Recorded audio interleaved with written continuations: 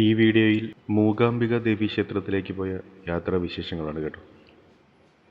2 മാസം മുൻപ് ബാഗും പാക്ക് ചെയ്ത് പോകാൻ തയ്യാറായെങ്കിലും അന്ന് ആ യാത്ര നടന്നിരുന്നില്ല. അതെ, അമ്മ വിളിക്കാതെ അങ്ങോട്ട് എത്താൻ സാധിക്കില്ല. എൻ്റെ യാത്ര സുഹൃത്ത് ജയമോഹനോടൊപ്പമായിരുന്നു. തിരുവനന്തപുരത്ത് നിന്ന് 8:45 പുറപ്പെടുന്ന ട്രെയിൻ നമ്പർ 16347 മംഗളൂരു എക്സ്പ്രസ്സിലായിരുന്നു ഞങ്ങളുടെ യാത്ര. ട്രെയിനിൽ കയറി വീട്ടിൽ നിന്ന് കൊണ്ടുവന്ന ആഹാരവും കഴിച്ച് ഞങ്ങൾ ഉറങ്ങാനായി കിടന്നു. അടുത്ത ദിവസം രാവിലെ പല്ലൊക്കെ തേച്ചെത്തിയപ്പോൾ ട്രെയിൻ നേത്രാവതി പാലം എത്തിയിരുന്നു. വളരെ സാവധാനം പാലത്തിന് മുകളിലൂടെ ട്രെയിൻ നീങ്ങുന്നുണ്ട്.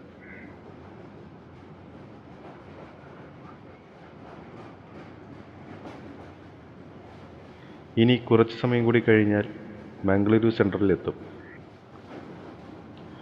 മൂകാംബിക ക്ഷേത്രം സ്ഥിതി ചെയ്യുന്നത് കൊല്ലൂർ എന്ന സ്ഥലത്താണ്. നമ്മൾ യാത്ര ചെയ്യുന്ന ട്രെയിൻ മാംഗ്ലൂർ എത്തുന്ന സമയത്ത് അവിടെ നിന്ന് ബസ് സർവീസുമുണ്ട്. ഒരാൾക്ക് 210 രൂപയിൽ താഴെയാണ് ടിക്കറ്റ് ചാർജ് ആവുക.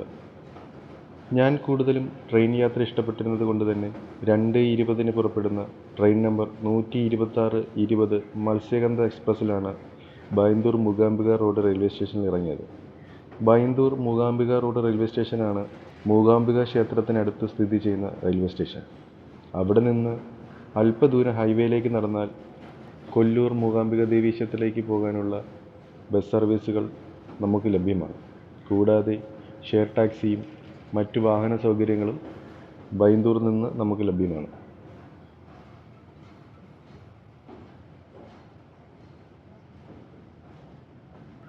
കൊല്ലൂർ ബസ് സ്റ്റാൻഡിലെത്തി അവിടെ കുറച്ച് ദൂരം മാത്രം നടന്നാൽ അമ്പലത്തിലേക്ക് എത്താം കേട്ടോ. അമ്പലത്തിന് അടുത്തുള്ള ഒരു ലോഡ്ജിൽ മുറിയെടുത്ത് കുളിച്ച് ഫ്രഷായി നേരെ അമ്പലത്തിലേക്ക് എത്തി. ഞങ്ങൾ അമ്പലത്തിലെത്തുമ്പോൾ ശീവേലി നടക്കുകയായിരുന്നു.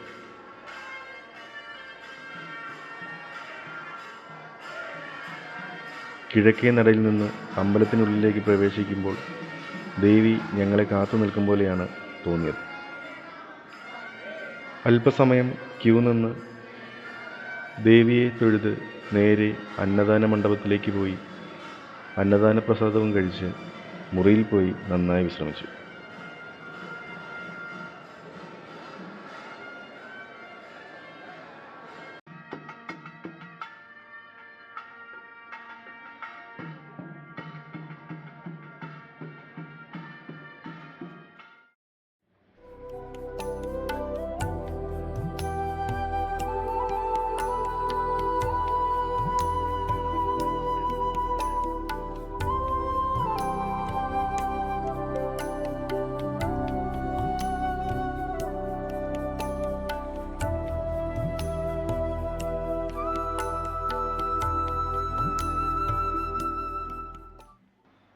ഇന്നത്തെ ദിവസം കേരളത്തിൽ അവധിയായതുകൊണ്ട് തന്നെ ഞങ്ങൾ നിർമ്മാല്യം തൊഴാനായി നല്ല തിരക്കുണ്ടാകുമെന്ന് പ്രതീക്ഷിച്ചിരുന്നു.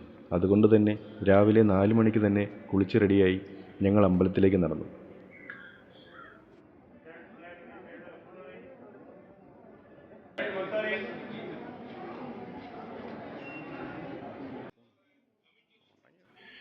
കൃത്യം 5 മണിക്ക് തന്നെ നട തുറന്നു. ഞങ്ങൾ പ്രതീക്ഷിച്ചതുപോലെ തന്നെ അമ്പലത്തിൽ നല്ല തിരക്കും അനുഭവപ്പെട്ടിരുന്നു. മൂകാംബിക ദേവിയെ മനസ്സ് നിറയെ കണ്ട് ഇനി കുടജാദ്രിയിലേക്ക്.